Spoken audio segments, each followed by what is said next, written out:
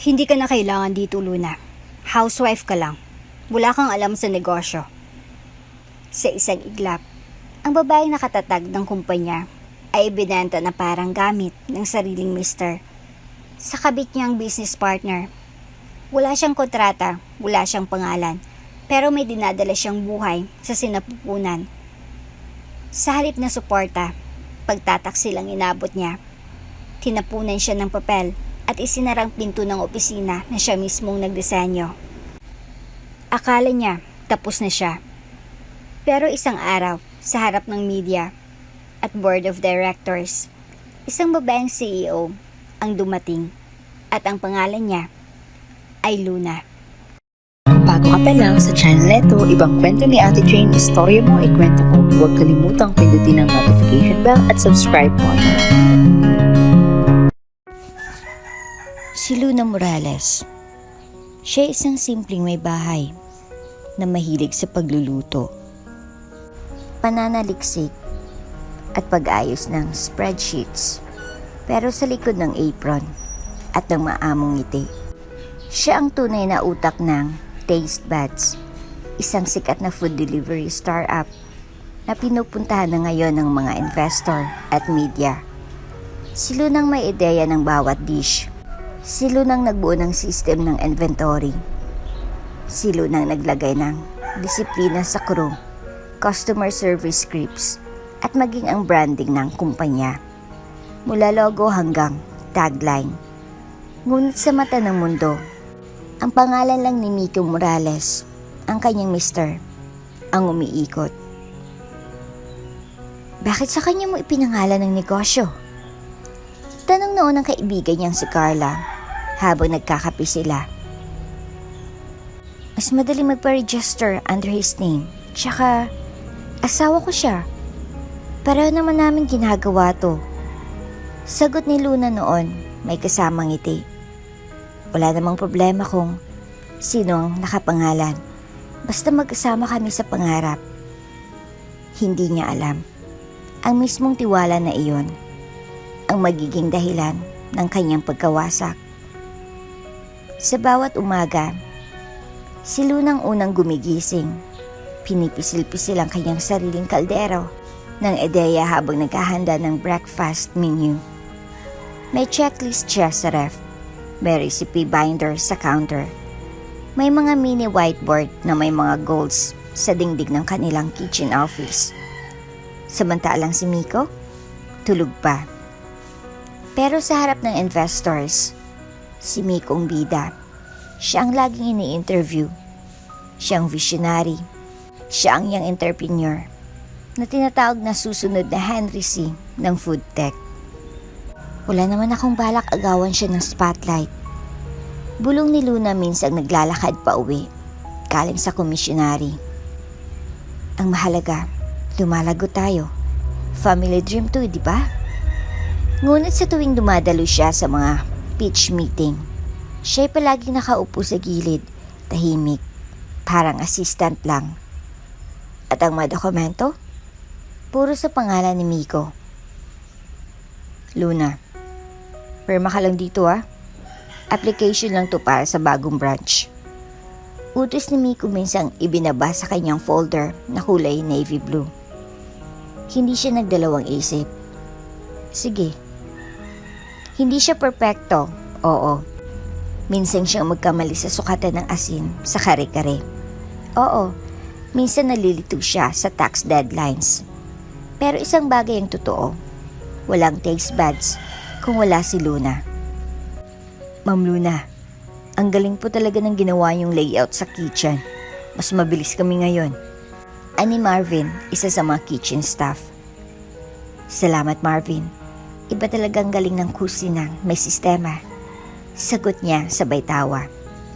Tahimik siyang nagtatrabaho, pero kita mo sa mata niya ang determinasyon. Isang housewife, oo, pero hindi lang basta tagaluto. Siya ang puso ng negosyo. Sa tuwing may issue sa delivery, si Lunang may solusyon. Sa tuwing may shortage ng ingredients, siyang unang gumagawa ng spreadsheet para makahanap ng supplier. Hindi niya kailangan ng title. Ang gusto lang niya ay maayos ang negosyo nila at matupad ang pinapangarap nilang dalawa. Pero hindi niya alam, may pinaplano na palang lihim si Marco. Babe, pwede bang hindi ka muna sumama sa investor dinner bukas? Tanong ni Miko isang gabi habang naghugas siya ng pinggan. Ha? Bakit naman? Sagot ni Luna, nakahunot ang noo. Kasi more on technical talk. Baka mabore ka lang. Tsaka may mga tanong na baka hindi mo masagot. Napangiti si Luna, pilit. Akala ko ba kung gumawa ng system? O sige, kung ayaw mong sumama ako, bahala ka. Hindi niya naisip na unti-unti na pala siyang itinatabi. Hindi lang sa mesa ng meeting, pati sa mismong relasyon nila. Isang gabi, habang nagpapahinga si Luna sa sofa, sumasakit ang ulo't katawan niya. Galing siya sa komisyari at 3 oras siyang nakatayo. Umupo si Marco sa tabi niya. Babe, perma ka lang dito ha. Leave form lang para official na makapahinga ka. Bakit kailangan pa ng leave form? Company policy. Baka dumalaw si auditor. Muli, hindi siya nagtanong. Pumirma siya. Gaya ng nakasanayan. Ang hindi niya alam, iyon na palang dokumentong mag-aalis sa kanya sa sariling kumpanyang itinayo nila. Sa mata ng mundo, si Luna ay housewife. Sa loob ng opisina, isa siyang multo. Walang pangalan sa pader. Walang mukha sa website at walang perma sa tagumpay. Ngunit sa puso niya, siya hindi basta asawa. Siyang bumuo ng pangarap. Siyang nagtaguyod ng sistema. Siyang nagsakripisyo. Siyang babaeng may tunay na kwento sa likod ng taste buds. Pero ngayon unti-unti nang nararamdaman ang lamig ni Miko at unti-unti nang nararamdaman ni Luna ang panlalamig ng kanyang katawan. Hindi lang pagod, kundi kakaibang hilo at pagsusuka. May bagong kabanata ng papalapit at ito'y hindi lang tungkol sa negosyo.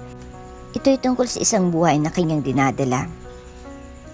At isang digmaan na hindi niya inaakalang lalabanan niya mag-isa. Sa bawat araw na lumilipas, lalong humuhusay si Luna sa pagpapalakad ng kanilang negosyo. Sa umaga ay siyang tagapamahala ng komisari at sa hapon, tagapayo ng mga bagong staff at sa gabi, muling bumabalik sa spreadsheet ng supply at demand. Hindi niya alam habang lumilikha siya ng recipe para sa tagumpay. Ang kanyang asawa namang si Miko ay abala sa ibang partnership. Isang ulam na may halong lason, hindi sa pagkain, kundi sa tiwala. Sorry, late na naman ako babe. May meeting lang kami ni Ramona. Ani Miko, sabay halik sa noo ni Luna. Ramona ulit? Parang araw-araw na kayong may meeting. Hindi ba co-investor lang siya? Oo naman. Pero may mga bagay lang kaming kailangang plansyahin sa expansion. Napangiti si Luna. Sana masama mo rin ako minsan. Gusto ko ring makita kung anong pinaplano niyo. Ngunit ngumiti lang si Miko at mabilis lumihis ng usapan. Mamaya, gusto mo mag-order lang tayo ng dinner para makapagpahinga ka na? Akala ni Luna, pagod lang si Miko. Ang hindi niya alam, pagod si Miko sa pagtatago. Sa isang mamahaling hotel sa Ortigas, may nagaganap na meeting na hindi kailanman bahagi ng agenda ng kumpanya. Sa isang suite room, nakasandal si Ramona sa balikat ni Miko habang hawak ang isang tablet. See? Unti-unti na nating nalilipat ang shares mix. Wala siyang kaalam-alam. Kinagamit lang niya palang apelyido mo. Napangisi si Miko habang nagbubukas ng wine. Hindi niya iniisip ang mga legalities. Akala niya, love at tiwala lang sapat na para itayong kumpanya. At dahil dyan, cheers to us. Bulong ni Ramona, sabay angat ang baso. Clink. Isang malakas na tunog ng salamin. Parang paalala na may nababasag na, hindi lang alak, kundi puso ng isang babaeng walang kamalay-malay. Sa isang malinis na opisina, nakaupo si Miko sa harap ng board secretary. Sir, sure na po ba kayong ililipat ang 5% shares sa pangalan ni Ma'am Ramona? Tanong ng matandang empleyado, tila nag-aalangan. May pirma naman ni Luna dyan sa Special Power of Attorney, di ba? Tanong ni Miko. Opo, pero walang formal na board resolution. Si Ma'am Luna, wala siyang posisyon sa board. Kaya ako ang bahala. Malamig na sagot ni Miko. Tahimik na tumango ang sekretary. Isa-isang pinirmahan ni Miko ang mga dokumento. Tila nag-aayos ng sariling libing. Pero hindi para sa sarili niya, kundi para sa babaeng minsang nagtiwala sa kanya. Habang nasa bahay si Luna, inaayos niya ang mga cost sheet ng bagong branch. Isang tawag ang dumating. Hello, good afternoon. This is Luna Morales from Taste Buds Commissary. Hi ma'am. Si Eric po ito from Operations. Just confirming po, si Ma'am Ramona na po ba talaga ang may authority sa Central Procurement? Napakunot noo si Luna. Ha? Hindi ako informed tungkol dyan. Si Miko ba ang nagsabi niyan? Opo ma'am. Siya pong nag-approve. Sabi raw po, nasa leave kayo kaya si Ma'am Ramona muna ang pansamantalang contact. Tahimik si Luna sa kabilang linya. May kakaibang lamig na bumalot sa kanya. Parang hindi lang hangin, kundi hudyat ng paparating na unos. Okay, noted. Sagot niya, bagamat may panginginig sa tinig. Pagkababa ng tawag, napatingin siya sa isang frame photo nila ni Miko sa office opening nila nung isang taon. Magkasama sila noon, magkasangga. Ngayon, tila isa na lang siyang palamuti sa pader, bulang saysay, kundi alaala na lang. Sa loob ng office ni Ramona, may malaking corkboard na may planong expansion, connections at isang malaking X sa mukha ni Luna. Once ma-finalize na natin ang transfer ng 30% shares, wala na siyang babalikan. At pag pinirmahan na ni Miko yung annulment grounds with mental unfitness, Ramona smiled. Napatingin si Miko sa kanya. Mental unfitness? Hindi ba sobra yan? Hindi. Yan ang pananggalang mo, Miko. Para pag biglang lumaban siya, may basihan tayo na emotional unstable siya. Tumango si Miko, pilit. Pero may bahid ng kaba sa mga mata niya. Alam niyang lumalalim ang hukay. At baka pati siya mahulog dito balang araw. Gabi-gabi, mas lalong ginagabi si Miko sa pag-uwi. Mas bihira ang halik. Mas maikli ang kwentuhan. Sa bawat tanong ni Luna, laging may meeting. Laging may emergency sa logistics. At laging may kasamang, huwag ka nang masyadong mag-isip pa, love.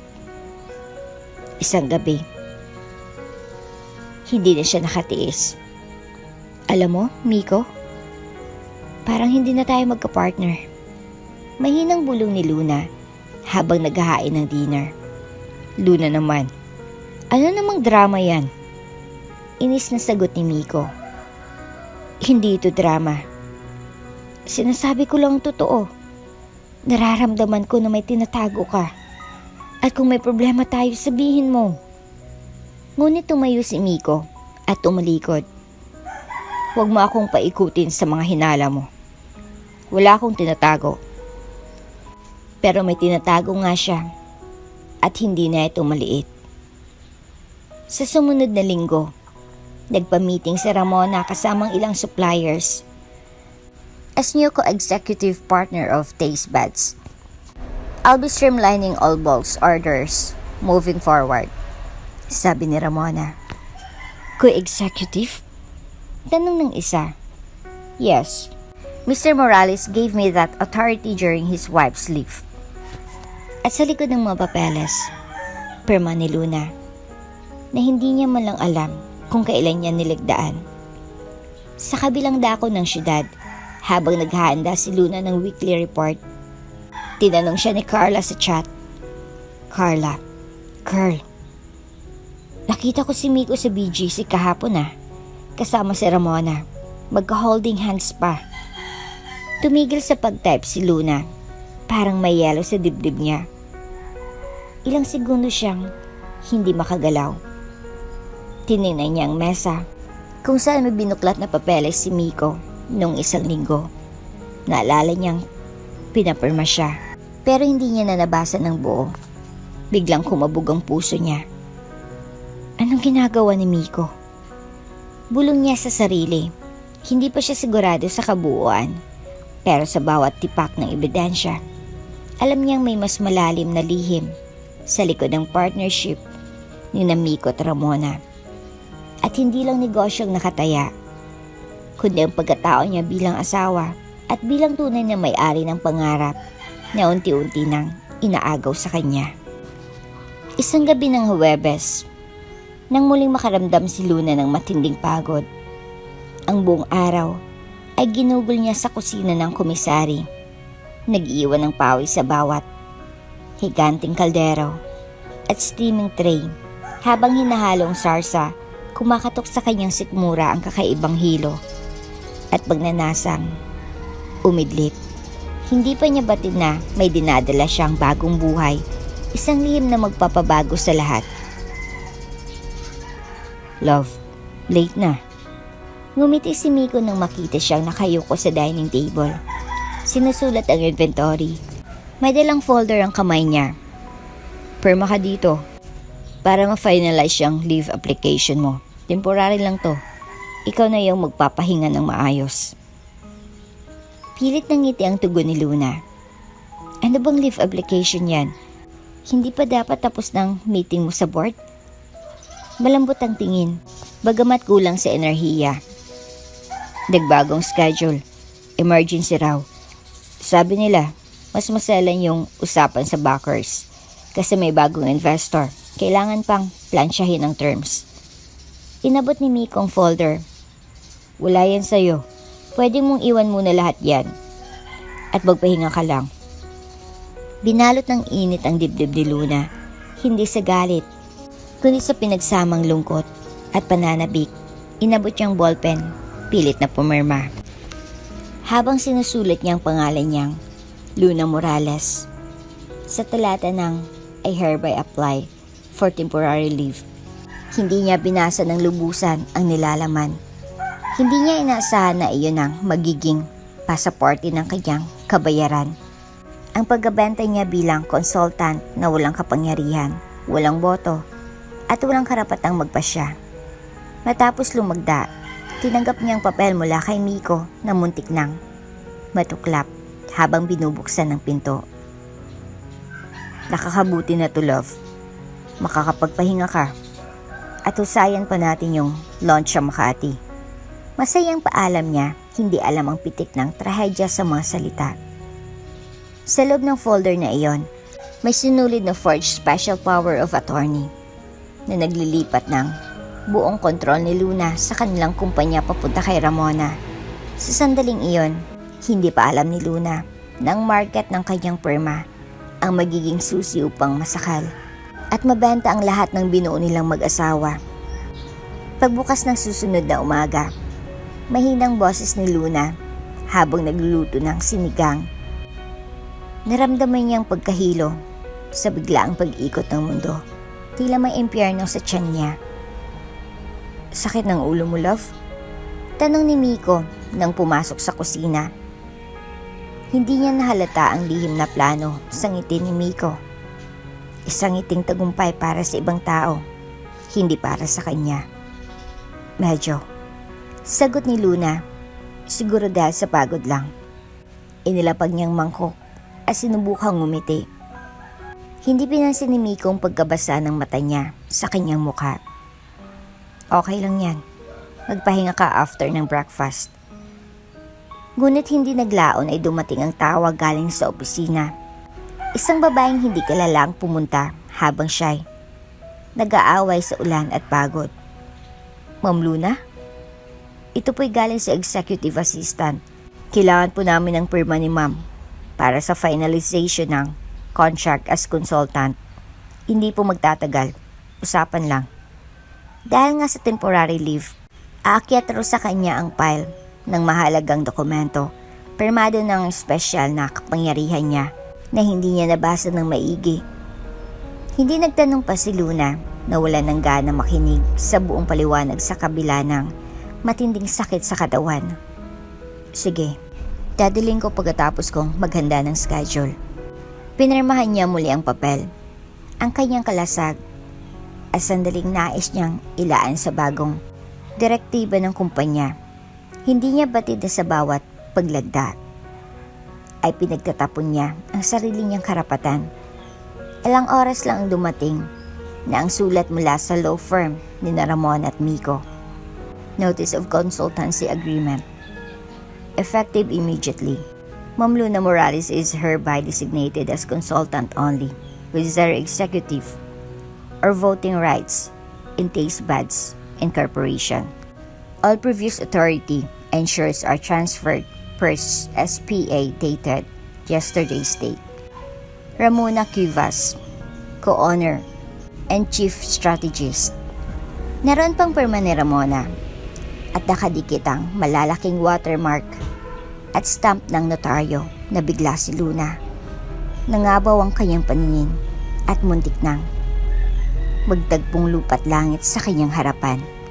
Anong ibig sabihin nito? Bulong niya, hawak ang papel na parang Ferris wheel, bagbubuwal. Anong SPA? Walang malinaw na sagot ang bumalik sa kanya. Nakita niyang mata ni Miko. May natatabing liwanag na para bang apoy ng tagumpay para sa iba. Mabilis na pumunta sa opisina si Luna. Bagaman hinahabol pa ang ulot pagkahilo, napatingin siya sa front desk. Ma'am Luna? Hindi ka naman nakita kahapon. Sabi raw ni Sir Miko, nasa leave ka? Tumango siya nang naiiyak. Oo, leave. Pero bakit hindi ako makapasok sa system? Wala ka pong access. Sabi dun sa memo, consultant ka na lang raw. Kami lang ang may access ngayon. Humakbang siya papasok ng boardroom. Tumingin siya sa dingding kung saan nakasabit ang malaking Taste Buds logo. Parang nagsisiwalat ang background ng kwento. Wala na siyang mukha doon. Tiningnan niya ang kabilang mesa, si Ramona. Nakaupo sa may magara at bagong blazer. Hawak ang wine glass. Luna! Bati na Ramona na may ngiting, pahiwatig ng tagumpay at pananalakay. Congrats sa bagong posisyon mo bilang consultant. Ngayon, mas madali kang matutulungan para sa paglago. Ngunit mas natanaw ni Luna ang nakabukas sa salamin. Siyang walang kapangyarihan, walang boses, at walang karapatan. Parang multo sa kumpanyang siyang nagbigay buhay. Pagkagising ni Luna kinabukasan, may kakaiba sa paligid. Tahimik, masyadong tahimik. Walang aroma ng kape, walang tunog ng mga pinggan. Mula si Miko. Miko? Tawag niya. Paus pang boses mula sa pagkakahimbing. Bumangon siya mula sa kama. Napapahawak sa sentido. Masakit ang ulo. Masama ang tiyan. At higit sa lahat, parang may nakaukit na bigat sa kanyang dibdib. Pagbaba niya sa kusina, wala ni anino ng asawa. Wala ring cellphone sa lamesa. Hindi rin siya makapasok sa joint online banking app nila. Access denied. Sinubukan niya ang credit card. Declined. Anong nangyayari? Bulong niya sa sarili habang nakaupo sa sahig. Pilit na inintindi ang lahat. Lumingon siya sa paligid at napagtanto. Ang mga gamit niyang personal, nakabox na sa isang sulok.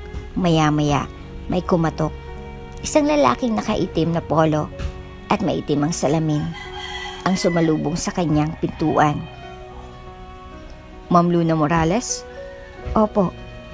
Pinapahatid po kayo ni Ma'am Ramona. Ako po si Randy, driver at assistant. May bagong matitirhan daw po kayo habang naka-leave. Anong bagong matitirhan? May inupahang apartment si Sir Miko. Doon daw muna kayo. Kami na raw po ang bahala sa gamit ninyo. Gigil sa mata ni Luna ang tanong. Pero nawalan siya ng lakas para lumaban. Sa isip niya, baka gusto lang niyang pagpahingahin. Baka ito'y pansamantala. baka. Ngunit sa kanyang puso, may umuusbong ng pakiramdam. Itinapon siya.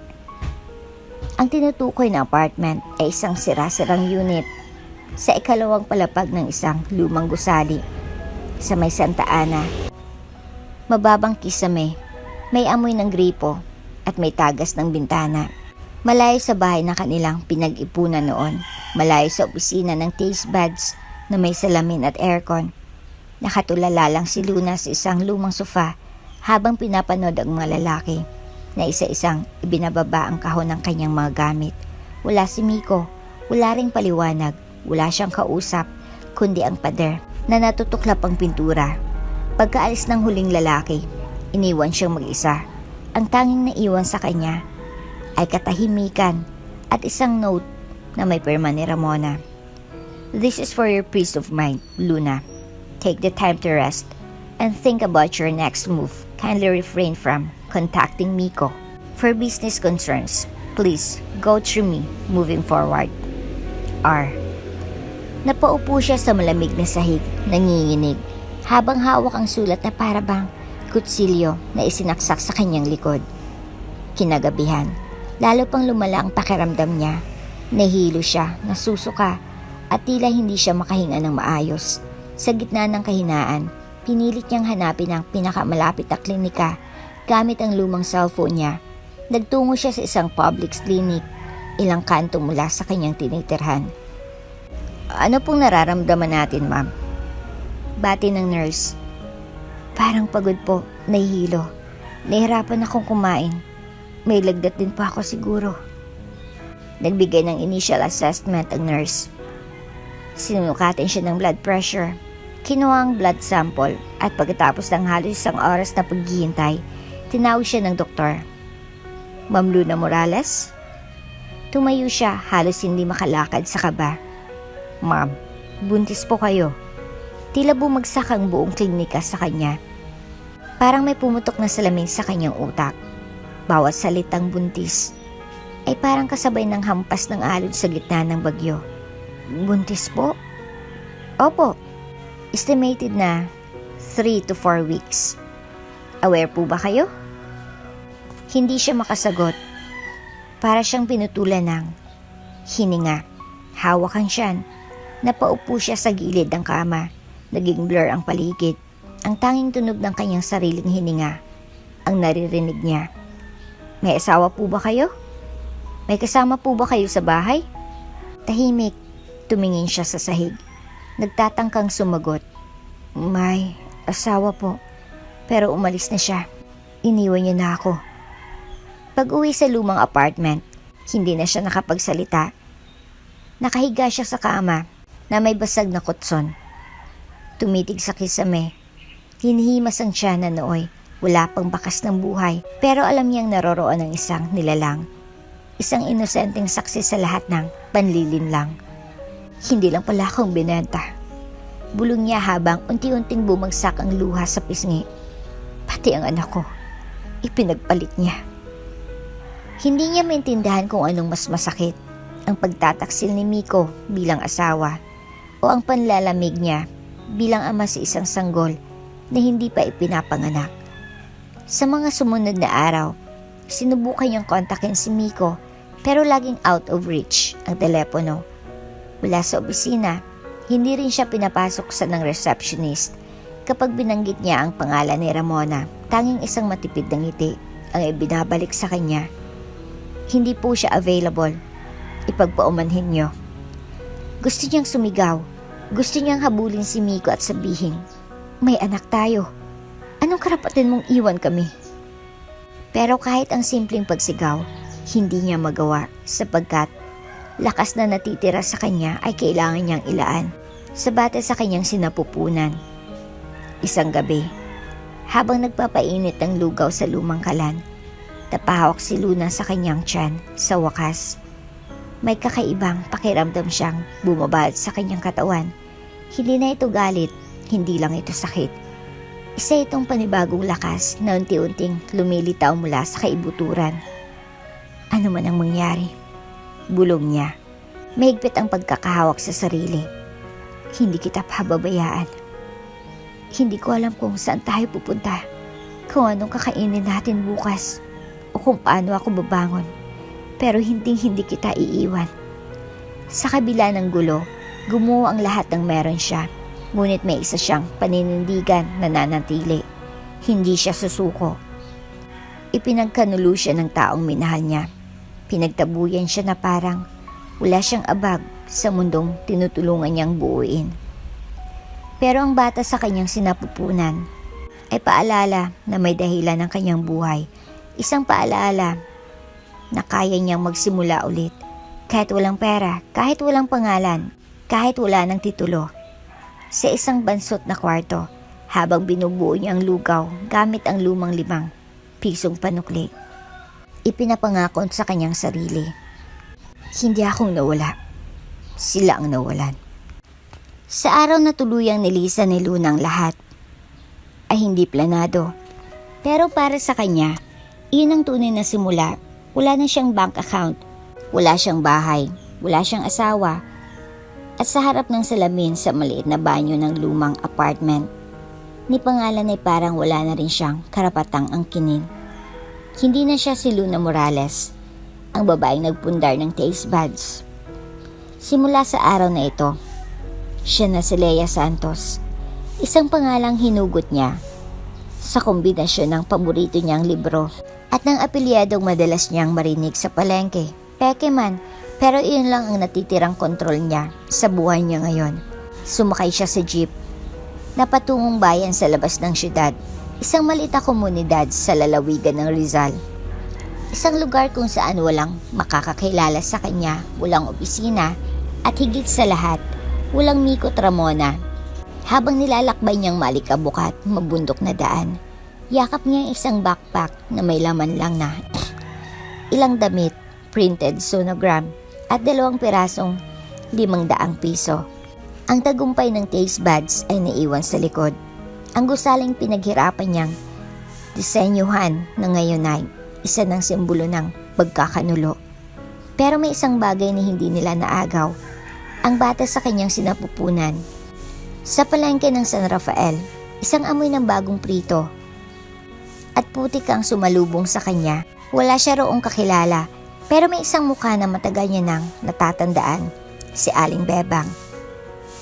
Bebang's Kakanin. Nakasulat sa karatula ng maliit na pwesto. Matanda na si Bebang, pero alerto pa rin ang mga mata. Mabilis pa rin gumalaw ang kamay sa pagbebenta ng kutsinta, sapin-sapin at suman. Natatandaan pa ni Luna kung paano siya minsang tumulong dito bilang estudyante sa outreach program noong kolehiyo. Aling Bebang? May hinang tawag niya habang nagtatago ang mukha sa ilalim ng sombrero. Uy, Luna? Tanong ng matanda matapos siyang ipakilala ang sarili. Parang familiar ka. Ngunit ngumiti lang si Luna. Marami na po kasing taon. Tumaba na po ng konti. Hindi na nagtanong pa si Aling Bebang nang masilip ang kanyang kalagayan. Pale, payat, at tila pasa ng buong mundo. Agad siyang inalok ng pansamantalang kwarto sa likod ng tindahan, isang maliit na silid na may kutson, tabing na kortina at lumang electric fan. May anak ako sa Maynila, doon nakatira, pero OFW. Dito ka muna, wala ka bang pamilya? Wala po. Wala pong may alam kung nasan ako ngayon at sana manatiling ganon. Tahimik na tumango si Aling Bebang. Hindi na kailangang itanong pa ang kwento. Kinabukasan, bitbit ang ilang papel ng resume na walang nakalagay kundi ang pangalang Lea Santos. Tumungo si Luna sa ilang kainan sa tabi ng palengke. Wala siyang karangalan dito, walang titulong founder o consultant. Ang dala lang niya ay lakas ng loob. Sa ikatlong karinderya na inaplayan, isang babaeng may masungit na mukha ang tumanggap ng papel niya. Dishwasher lang ang opening. Kayang-kaya mo ba yan? Kayang-kaya po. Sanay po ako sa trabaho sa kusina. Kahit anong ipagawa, tatanggapin ko. Tininan siya mula ulo hanggang paa. Tiningnan ng pawis. Ang nangingitim na kuko. Ang kalmadong boses. Sige, subukan ka namin. Wala pang sahod sa unang linggo. Tingnan muna namin kung marunong ka. Walang problema po. Ang unang araw sa trabaho ay tila sampal sa dating mundo ni Luna mula sa pagiging decision maker ng isang food empire. Ngayon siya ang naghugas ng platong may natirang sinigang, nagbubunot ng sahig na may mantika, nagbubuhat ng lalagyan ng kaldereta na halos kasing bigat ng dibdib niya. Leia, bilisan mo, ang daming mga tao sa labas. Sigaw ng head cook. Opo, sagot niya habang pinupunasan ang basang sahig. Walang aircon, walang perks, walang respeto, pero para sa kanya, ito ang unang hakbang ng tunay na paglaya. Sa gabi, umuuwi siya kay Aling Bebang na laging may mainit na sabaw at kwento tungkol sa mga artista sa radyo. Hindi mo kailangang sabihin sa akin ang buong kwento, iha. Ani Bebang minsang naupo sa tabi niya. Pero nakita ko na yung tingin mo. Tingin ng babaeng may sugat pero ayaw mamatay. Napaluha si Luna, tahimik. Parang may lumalambot sa kanyang dibdib sa unang pagkakataon matapos ang mga linggong punong-puno ng sakit. Sa sumunod na mga linggo, naging bahagi ng bagong mundo si Leia Santos. Sa palengke, isa siyang tahimik na babaeng naglalakad araw-araw, bitbit ang isang plastik ng tinapay at sabaw para kay Aling Bebang. Sa karinderya, siyang pinakamasipag na dishwasher, walang reklamo, walang tanong. Pero tuwing gabi, habang hawak ang lumang tablet na iniwan sa kanya ng isang matandang kapitbahay, tiningnan niya ang mga luma niyang files, mga recipe, inventory charts, marketing plans. Hindi pa siya handang bumalik. Pero hindi rin siya handang kalimutan kung sino talaga siya. Sa katahimikan ng probinsya, habang himbing na ang mundo, bumubuo si Luna ng panibagong plano, isang plano para muling buuin ang sarili. Hindi ako forever na si Leia Santos. Isang araw, maririnig nila ulit ang pangalang Luna. At sa gabing iyon, habang kinakausap ang batang nasa sinapupunan niya, isang pangakong nabuo. Hindi tayo mananatiling ganito. Hindi ako titigil hanggang mapatunayan kong may halaga ako. Higit pa sa pagkakanulo nila, ang bawat patak ng tubig mula sa gripo ng karenderyang kanyang pinagtatrabahuhan ay tila musika sa tenga ni Leia Santos. Ang pangalang patuloy niyang pinanghawakan habang si Luna ay patuloy niyang ibinabaon sa lumipas na buhay. Araw-araw, 4 a.m. gising na siya. Maghugas ng platong may nanikit na kanin, maglilinis ng kalan, minsan ay isusukan ng katawan niya ang almusal dahil sa paglilihi. Pero hindi siya magpapahinga sapagkat bawat piraso ng kanyang barya na ibinubulsa niya ay isang hakbang patungo sa pangarap niyang makabangon. At sa maliit na alkansyang lata ng gatas sa ilalim ng kanyang banig, unti-unti niyang binibilang ang pag-asa. Isang araw ng linggo habang namimili ng luya at ang palaya para kay Aling Bebang, may nakita siyang poster sa labas ng barangay hall.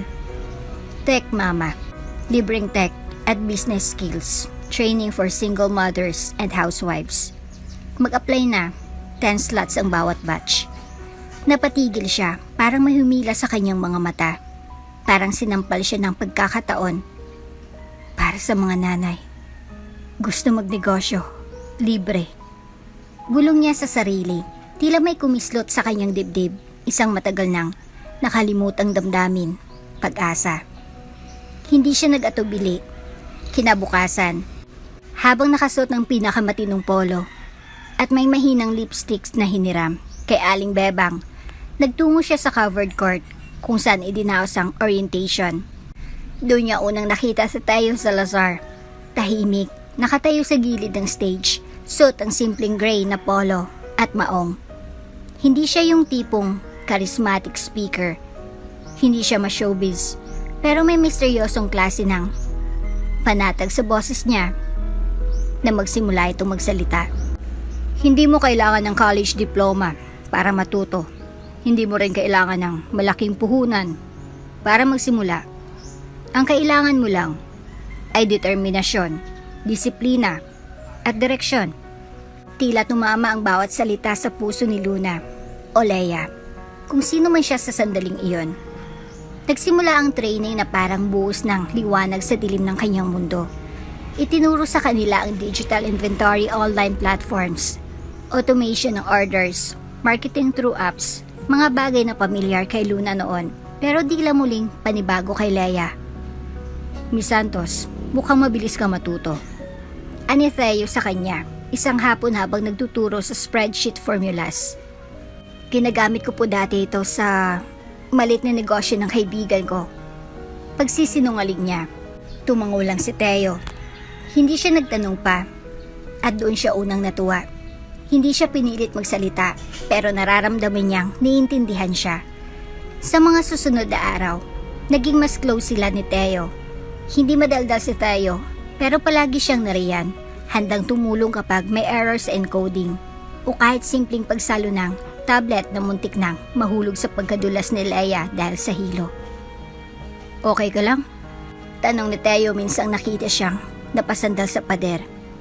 Oo, kaya pa, naglilihi lang yata. Mahina yung sagot habang sinusuklay ang sariling buhok pabalik. Hindi siya tinanong kung nasa ng ama, hindi siya tinanong kung bakit siya mag-isa. Ngunit sa mga simpleng galaw ni Theo, pag-abot ng tubig, pag-aalok ng saging, at pag-check ng notes niya, ramdam niyang hindi siya kailanman pinapabayaan. Isang gabi, habang pareho silang naiwan sa training room, matapos maglinis ng whiteboard, tinanong siya ni Theo. Bakit gusto mong matutong muli sa tech? Hindi naman lahat dito seryoso eh. Ikaw, halatang determinado ka. Tahimik siyang napangiti. Dahil kailangan ko. Para saan? Para sa isang buhay na hindi ako mabibili ulit. Gusto kong buuin ang sarili ko. Para sa anak ko at para sa babaeng tinapon nila. Saglit na katahimikan. Tumango si Theo. Minsan, sa gulo ng buhay, may dumadating sa software update para sa puso. Napatawa si Leia. Unang tawa niya ng buong puso matapos ang ilang buwan. Nang dumating ang proyekto kung saan kailangan nilang gumawa ng app prototype, hindi nagdalawang isip si Leia. May ideya ako. Aniya sa grupo. Lumapit si Theo. Sabihin mo, inventory system, pero simple, user-friendly, para sa karinderya. Yung kayang-kaya kahit ni Aling Bebang sa palengke, pwede rin sa mga food stall. Dati ko na tong gustong gawin. Ngayon lang ulit ako nagkaroon ng lakas ng loob. Gawin natin. Sagot ni Theo. At mula sa isang lumang ideya sa loob ng isip ni Luna, na minsang itinayo sa taste buds na buang kusina tech. Bawat gabi, habang iba'y nag-aasikaso ng pamilya, sina Leia at Theo ay gumagawa ng layout ng app sa lumang laptop na hiram sa LGU. Isa-isang pinupunan nilang system, track ng ingredients, auto-alert para sa stocks, sales record kahit walang internet. Simpleng design, parang calculator lang ang itsura. Minsang napahawak si Theo sa kamay niya habang sabay silang nag-edit ng form. Nagkatitigan, ngunit pareho nilang piniling huwag pansinin. Hindi pa itong oras, hindi pa siya handa. Hindi pa tapos ang laban ni Leia, pero ngayon, may kakampi na siyang hindi inaasahan. Sa loob ng 2 buwan, unti-unting nabuo ang prototype. Muli siyang natutong tumayo, hindi sa pangalan ng ibang tao, kundi sa pangarap niya siya mismo ang humuhubog. Sa harap ng maliit na batch graduation ng Tech Mama, umakyat si Leia sa entablado para magbigay ng speech bilang top performer. Ang pagiging ina, hindi hadlang sa pag-unlad. Kahit ilang beses kang mapagsarhan, kaya mong bumalik. Kasi kung meron kang paniniwala sa sarili mo, kahit wala ka pang pangalan o kahit ginamit ka ng iba, kaya mong magsimula ulit. Sa likod ng palakpakan, nakita niya si Theo nakangiti. Hindi niya kailangang umiyak. Hindi niya kailangang magsumbat. Sapat ng isang tingin sa kanya, isang tingin ng bagong simula. Hindi akalain ni Leia na minsang si Luna Morales na ang paglalagay ng asin sa tamang timbang at pag-track ng toyo sa maliit na karinderya ang magiging simula ng isang makabagong software na magbabalik sa kanya sa mundo na minsang tinanggihan siya. Kusina Tech, isang app na simple pero makapangyarihan, kayang i-track ang inventory ng isang maliit na food stall. May offline capability, may auto-alert system. Pwedeng gamitin kahit ng tindera sa kanto o ng karinderya sa gilid ng palengke. Sila yung utak, si Tayong braso.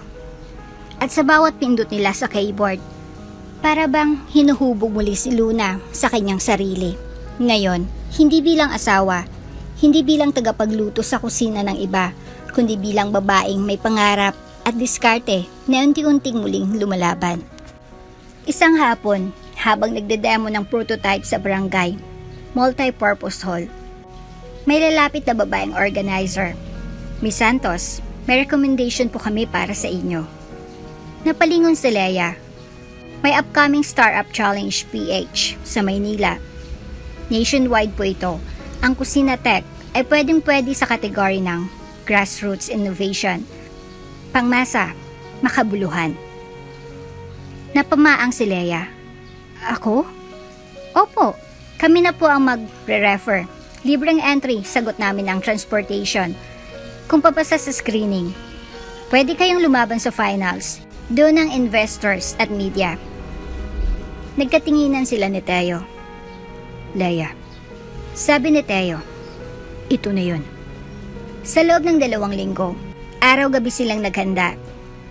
Inayos ang pitch deck, pinapagandang app interface, at iniensayo ang 5 minutong presentation. Pero hindi lang iyon hamon. Unti-unting lumalaki ang tiyan ni Leia, 6 na buwan na ang kanyang pagbubuntis. Pero matyaga pa rin siyang nagsusot ng loose blouse at naglalakad araw-araw patungong computer lab ng bayan. Hindi ka ba napapagod? Tanong ni Teo isang gabi habang nagsasara sila ng laptop. Pagod. Ngiti ni Leia. Pero mas masarap tong pagod kaysa sa pagod na sinusuklian ng pagtataksil. Hindi pa rin niya sinasabi kay Teo ang buong kwento niya bilang Luna. Pero alam niyang naunawaan siya nito kahit walang salita. Kahit ang pangalan niya ay kasinungalingan, ramdam niyang totoo ang suporta ng binata. Dumating ang araw ng kompetisyon. Sa Ayala Tech Center, ginanap ang event. Mga kilalang startup founders, angel investors, at reporters ang dumalo. Marami sa kanilang galing din sa mga corporate networks na minsang ginalawa ni Luna. Nervous ako. Bulong niya habang hawak ang pointer remote. Hinga lang. Sagot ni Teo. Pag sumampa ka sa entablado, ikaw ang may kusina. Ipaglaban mo yung timpla mo. Sa likod ng stage, nagdasal si Leia habang hawak ang maliit na pendant na binigay ni Aling Bebang. Kasabay ng tibok ng kanyang puso ay ang mahinang sipa mula sa kanyang sinapupunan. Paalala na hindi siya nag-iisa. Next presenter, Leia Santos of Kusina Tech. Malakas ang palakpakan. Pumanhik siya sa stage na may kumpiyansa pero may bahagyang nginig sa tuhod. Bitbit ang clicker. Nakatingin sa screen. Sa likod ng ilaw ng entablado, hindi kita ang pawis niya, ang pagkabog ng dibdib at ang bigat ng katotohanan. Ito ang kauna-unahan niyang pagbabalik sa mundo ng negosyo matapos siyang itapon. Magandang araw po. Ako po si Leia Santos, founder ng Kusina Tech, isang software solution para sa mga small food entrepreneurs na hindi marunong gumamit ng komplikadong system. Mabilis, malinaw, at may emosyon ang pagkakalahad niya. Ipinakita niyang interface. Inisa-isang features, ipinakita ang testimonial ng ilang karinderya sa San Rafael. Ang pagkain ay puso ng bawat pamilya. Pero madalas, ang mga nasa likod ng lutuan ang nauunang mapagod, malugi, at malimutan. Kaya narito po ang Kusina Tech para sa kanila. Palakpakan. Sa audience, may 2 babaeng investors na tahimik na nagbubulungan. Leia Santos daw? Parang familiar ang style niya. Yung tone, yung galaw ng kamay. Pero ibang itsura. Mas payat, mas morena, at buntis pa. Sa likod ng bulong-bulungang iyon, hindi pa rin siya nakilala. Ngunit para kay Leia, Sapat nang muling maramdaman na kaya niyang tumayo sa harap ng mga taong minsang tumaligod sa kanya. Pagkatapos ng huling presentasyon, tinawag ng host ang tatlong top finalist. Third place, AgriConnect. Second place, Ride Safe. And the grand winner for Startup Challenge PH 2025, Kusina Tech by Leia Santos. Tumigil ang mundo ni Leia, parang binuhusan siya ng liwanag, napahawak siya sa tiyan, at napaiyak. Hindi itong pag-iyak ng pagkatalo, ito ang pag-iyak ng isang inang itinapon, ngayong ibinangon ng sariling dugo at pawis.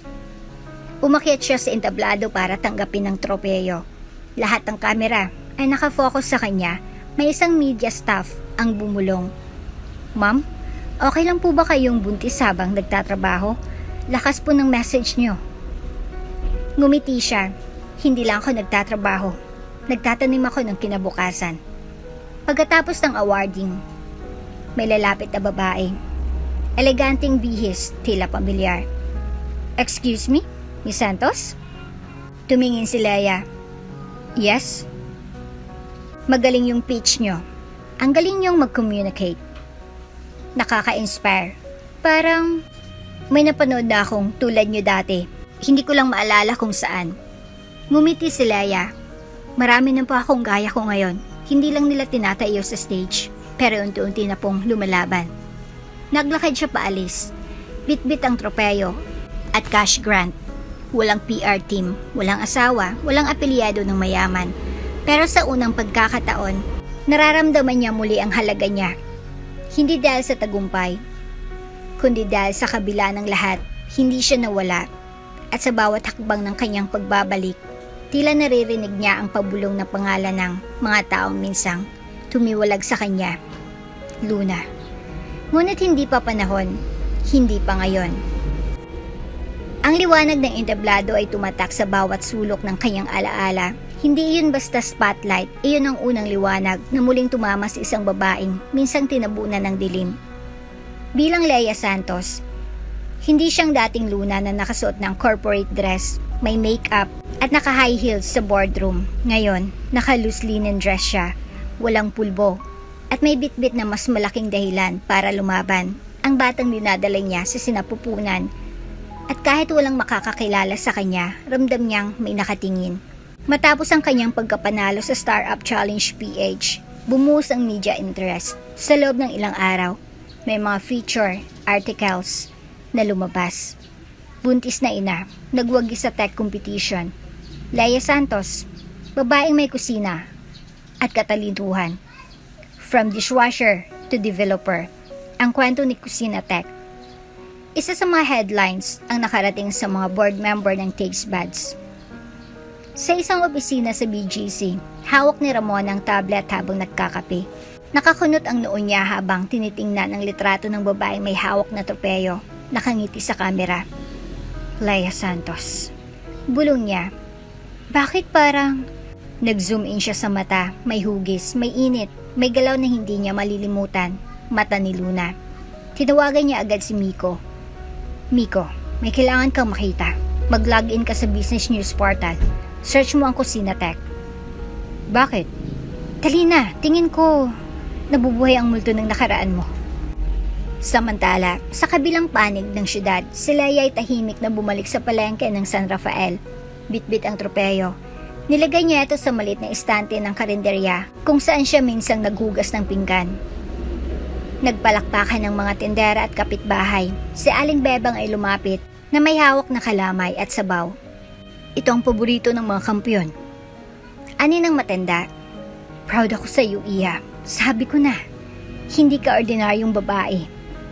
Ngumiti si Leia, pero sa kaloob-looban niya, may bumabalik na takot. Paano kung makilala niya siya? Paano kung hanapin siya ni Miko at Ramona, unang kumpanyang pinagkaitan siya ng pangalan? Pero wala siyang oras para matakot sapagkat ilang araw matapos ang event, natanggap niya ang isang sulat. Congratulations! You have been selected to join the PH Tech Expo as a guest presenter for Grassroots Innovation. Date March 17. Location World Trade Convention Center, Ogens. corporate executives, startup investors, national media. Tila kumislot ang lupa sa ilalim ng kanyang mga paa. World Trade. Ang huling pagkakataon na nandoon siya, kasama niya si Miko, si Ramona rin noon. Siyang tagapagsalita sa booth ng taste buds habang ang dalawa ay abalang nakangiti sa media. Ngayong taon, siya ulit ang nasa entablado pero mag-isa. Dumating ang araw ng expo. Habang sinusuklay ni Leia ang buhok niya sa loob ng dressing room, may bahid ng kaba sa bawat hininga. 7 buwan na siyang buntis. Bumabagal ang paglakad, ngunit mas lalong tumitibay ang loob niya nang umakyat siya sa stage para i-demo ang kusina tech. Sa mas malaking audience, naramdaman niya agad ang tensyon. Nandun sa unang hilera, si Ramona. Nakaitim, elegante, malamig ang tingin. Sa tabi nito, si Miko, tahimik, ngunit hindi mapakali. Tumigil saglit si Leia sa harap ng mikropono. Tila humigpit ang hawak niya sa clicker. Ngunit hindi siya natinag, hindi siya umalis, hindi siya tumakbo. Ngumiti siya. Magandang umaga. Ako po si Leia Santos, founder ng Kusina Tech.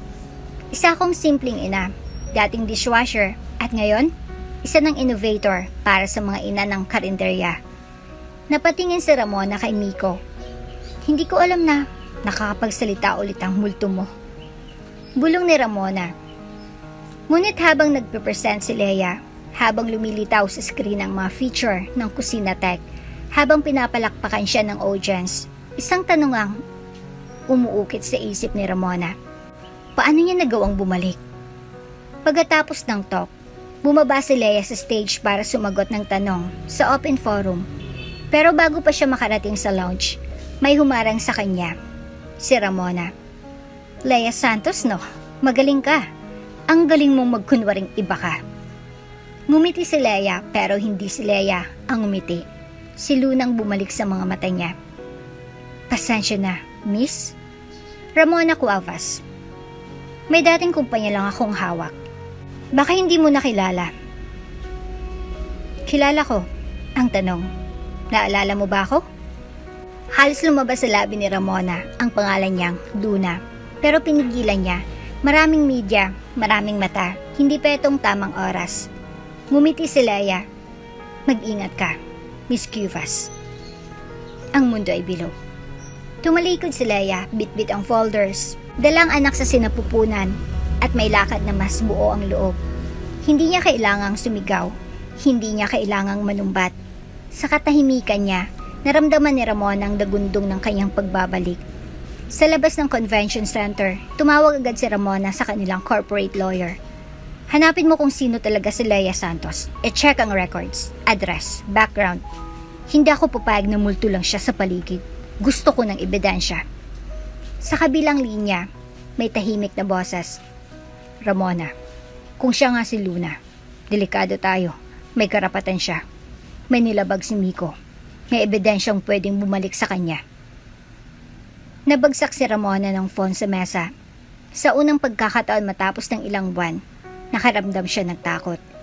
Hindi lang dahil nabuhay ang isang pangalan, kundi dahil si Luna ay hindi ng babaeng madaling patahimikin. Sa bawat hakbang ni Leia sa malawak na convention hall ng Tech Innovation Expo, ramdam niyang bigat ng bawat pag-akyat ng paa sa labas. Isa siyang buntis na innovator na may bagong pangalan, pero sa loob, sa puso niyang patuloy na nilapnos ng kahapon. Isa pa rin siyang babaeng ipinagkanulo, at ngayon babalik siya, hindi para gumanti, kundi para iparamdam na hindi siya kailanman nawala. Lumingon siya sa paligid. Ilang executive ang bumabati, ilang negosyante ang kumakamay, pero sa dulo ng main aisle, isang pares ng matang hindi kailanman nagbago ang titig sa kanya. Si Ramona. Malamig ang titig, tahimik ang galit.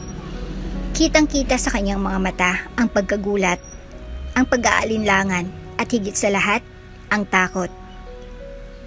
Ramdam ni Leia ang panunukat ng tingin ni Ramona.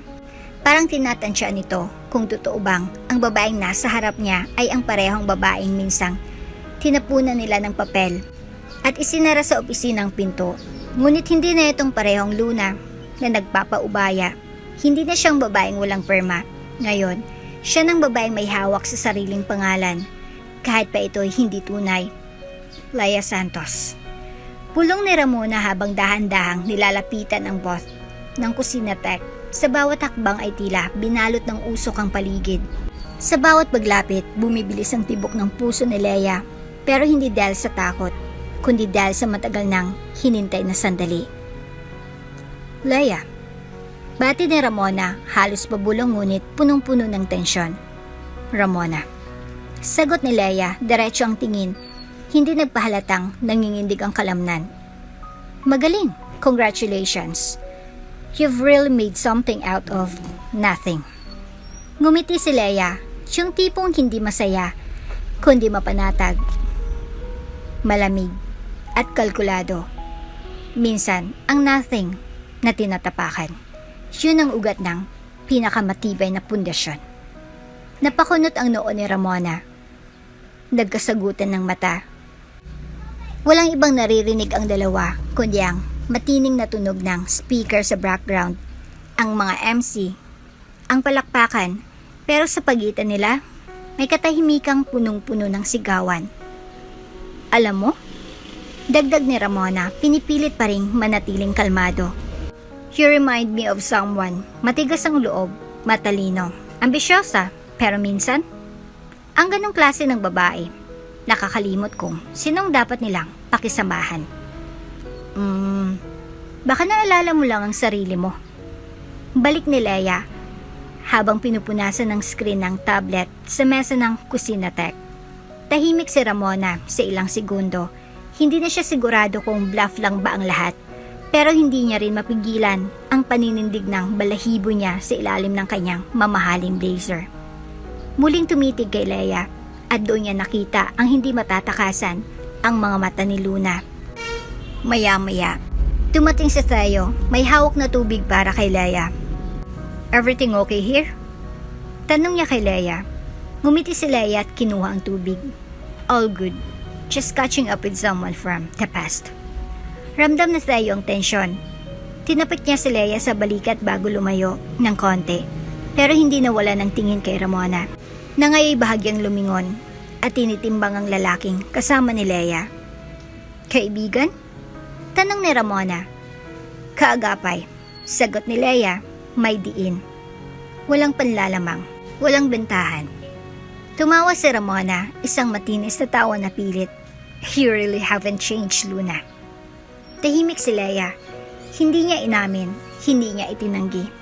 At sa pagtagal ng katahimikan, tila bumulong ang hangin sa paligid. Hindi pa tapos. Pagkaalis ni Ramona, lumapit si Theo. Kilala mo siya, di ba? Hindi na nagkunwari si Leia, tumango siya. Ramona Cuevas, isa sa mga taong sumira sa akin. Nagulat si Theo, pero hindi siya nagsalita agad. Hindi siya nagtanong. Pumiling lang siya at hinawakan ang kamay ni Leia. Wala kang kailangang patunayan sa kanila. Pero kung pipiliin mong lumaban, nariyan ako. Napatitig si Leia sa kanya at sa unang pagkakataon, hindi niya naramdaman na nag-iisa siya. Sa kabilang bahagi ng expo hall, tahimik na tinawagan ni Ramona si Miko. Confirmed. Siya nga, si Luna. Imposible.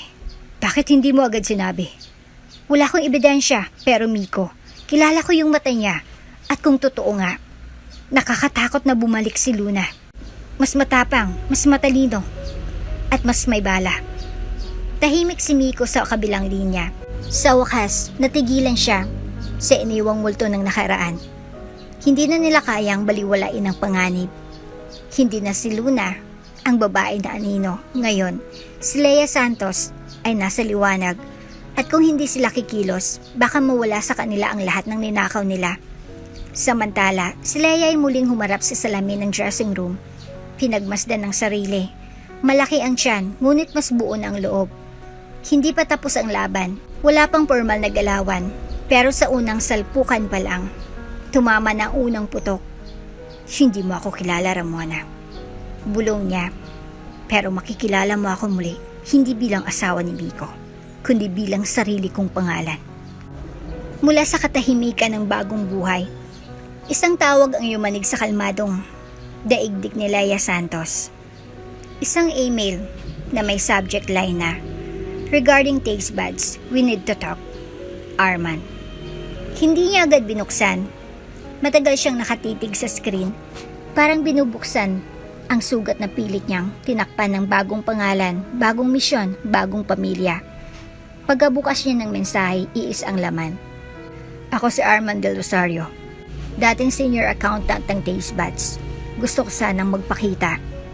Hindi ko na kayang dalhin ang bigat ng konsensya. May hawak akong ebidensyang matagal nang itinago. Kayo lang ang tunay na may-ari." Napasinghap si Leia. Sa isang iglap, binalik siya ng mensahe sa pinanggalingan niyang bangungot. Pero ngayon, dala-dala niya na ang lakas ng kaalaman at ang matinding pagnanasa para sa katarungan.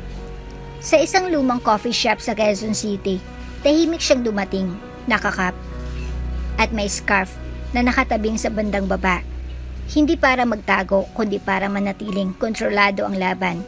Nandoon na si Arman, hindi na siya executive looking, nakasuot ng lumang polo, may eye bags at may dalang makapal na envelope.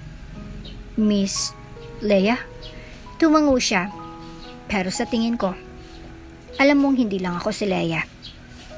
Tumango si Arman, nanginginig ang labi. "Hindi ko po kayo nalimutan, Ma'am Luna. Alam ko pong kayo ang nagtayo ng Taste Buds. Kayo ang naglatag ng sistema. Kayo ang tunay na founder." Hindi sumagot si Luna. Tinitigan lang siya, tahimik, matatag. Kaya nagpatuloy si Arman. "Matagal na akong balisa. Hindi na ako makatulog simula nang pinapirma ako ni Miko at Ramona ng mga forged documents. Gabi-gabi akong ginugulo ng konsensya." Inilatag niyang envelope sa mesa. "Ang mga ito po, ang original version ng board resolutions, stock transfer papers, at ang memo ng special power of attorney na ginamit nila habang kayo'y buntis." Dahan-dahang binuklat ni Luna ang mga papel. Nakita niyang sarili niyang pirma, pero mali ang petsa. Mali ang formalidad, at higit sa lahat, wala siyang kamalay-malay noon. Sa laman ng mga pinirmahan niya, "Ako po ang nag-file at nagbasa ng mga ito sa SEC, pero hindi ko na kinaya. Lumapit ako ng trabaho at tinapon kong career ko. Pero ngayon, kung may plano po kayong lumaban, pumapayag akong tumistigo." Sa loob ng coffee shop, tila lumambot ang paligid, pero sa dibdib ni Luna, lalong tumibay ang apoy. "Tinanong mo ba sila, Arman?" Tanong niya. Hindi galit ang boses, kundi puno ng bigat. "Tinanong ko kung bakit hindi kayo pinapirma ng harapan. Ang sagot nila, wala na siya sa plano." Nanlamig ang mga palad ni Luna. Wala na sa plano. Natawa siya, mapait. "Ako ang gumagawa ng plano. Ako ang gumagawa ng brand, ng system, ng kultura. Pero tinanggal nila ako sa plano." Gusto kong tumulong. Sabay abot muli ng envelope ni Arman. "Kung kailangan niyo ng testigo sa korte, ako na yun." Pagka-uwi, hindi mapakali si Luna. Pinagmasdan niya ang sarili sa salamin. Hawak niya ang kanyang tiyan. 7 buwan na siyang buntis at ngayon, may hawak na siyang sandata ng katotohanan. Nasa kanya na ang ebidensya, may testigo na siya, may laban na. Pero alam niyang hindi magiging madali ito. Ang mga kalaban niya ay hindi ordinaryo, may pera, kapangyarihan at koneksyon. Ngunit ngayong buo na ang larawan ng pandaraya. Hindi niya na kayang manahimik. Kinabukasan, pumunta siya kay Theo. Hawak ng envelope. Inilatag niya ang mga dokumento sa maliit na mesa ng Kusina Tech Office sa San Rafael. "Ano to?" tanong ni Theo. "Katotohanan." Tahimik si Theo habang binabasa. Napakunot ang noo. Nang matapos, ibinaba niyang papel at tumingin kay Luna. "Luna." Marahan niyang sabi, "Alam ko na noon pa na hindi ka lang si Leia." Hindi na siya umardi pa. Tumango si Luna, tuluyang tinanggal ang takip ng kanyang pagkatao. "Ikaw si Luna Morales. Ikaw ang tunay na may-ari ng Taste Buds." "Hindi ko gusto ang gulo." Ani Luna, "Pero may anak akong isisilang. At hindi ko siya hayaang lumaki sa mundong parang pwede kang bastain, tapakan, at nakawin. Anong balak mo? Haharapin ko sila, hindi para kunin ang lahat, kundi para ibalik ang dignidad na ninakaw nila. Ilang araw ang lumipas. Nagsumiti si Luna ng official request para sa arbitration hearing sa corporate board ng Taste Buds Incorporation. At daw nagsimulang kumalat ang bulong-bulungan. May babae raw na nagkiklaim na siyang totoong founder. May testigo raw sa loob na kumakampi sa kanya. Buntis daw siya at may hawak ng mga dokumento. Nagpanik si Ramona, tumawag kay Miko. Hindi ito pwedeng lumabas. Kailangan nating paunahan ang kilos niya. Ngunit huli na, dahil sa bawat investor na nakakaalam ng katotohanan, unti-unting nabubuo ang alyansa ng mga dati nilang pinagsamantalahan. Sa isang late night message mula kay Arman, dumating ang isang voice recording. This is a copy of a conversation I had with Miko. Sapat na ito para ipakita kung paanong planado ang pagpirma kay Luna habang siya'y buntis at wala sa tamang katayuan. Ipinatugtog ito ni Luna. Narinig niyang boses ni Miko. Hindi na siya babalik. Emotional unstable. Pumirma siya. May witness. Hindi niya kayang lumaban. Ramona and I will take over from here. Tumulo ang luha ni Luna. Hindi sa sakit, kundi sa matinding galit at paninindigan. Ngayon, may pangalan na ulit siya. May boses na. At higit sa lahat, may hawak na siyang katotohanang hindi nila kayang itanggi. Ang tagpong iyon ay tila ordinaryong araw lamang sa isang maliit na community studio sa Quezon City. Isang podcast booth na may second-hand mic, manipis na foam sa dingding at mainit na bumbilyang sumasabog sa init. Pero sa araw na iyon, sa harap ng mikropono, may isang kwento na muling bubuhay sa isang pangalan. At iyon ang kwento ng isang babaeng muntik ng mabura. Are you ready, Miss Leia? Tanong ng host na si Jessa Lim, isang kilalang advocate ng kababaihang negosyante. Huminga ng malalim si Luna. Ngayon ay si Leia pa rin sa paningin ng publiko. Suot niyang simpleng maternity dress at headphones. Sa ilalim ng lamesa, himas niyang 7 buwang tiyan. Ramdam niyang mahihinang sipa ng sanggol. Ready. Mahina pero buwang sagot niya.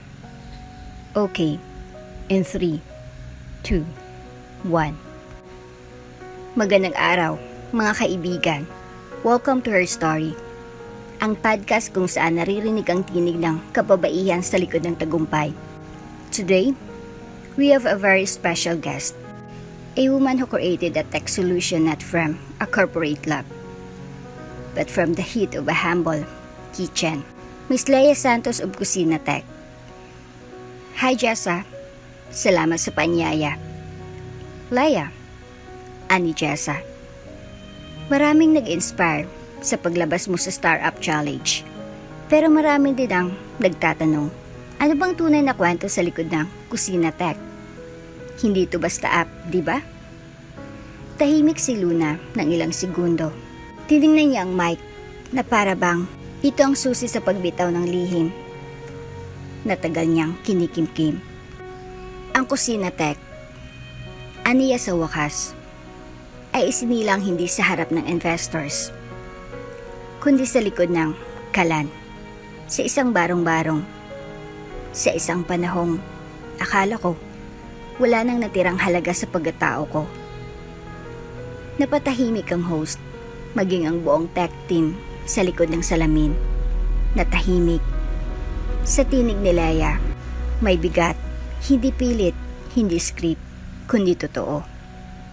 Pwede mo ba kaming dalhin doon, Leia? Tanong ni Jessa.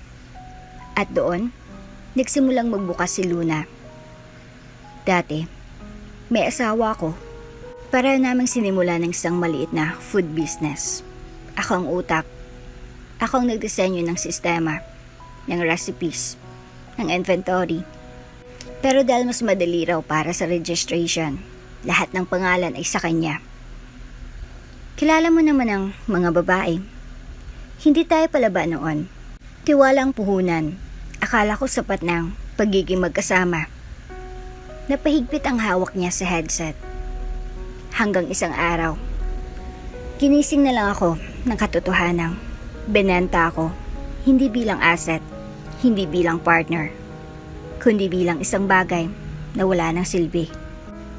Tahimik si Jessa, ramdam niyang hindi to ordinaryong kwento.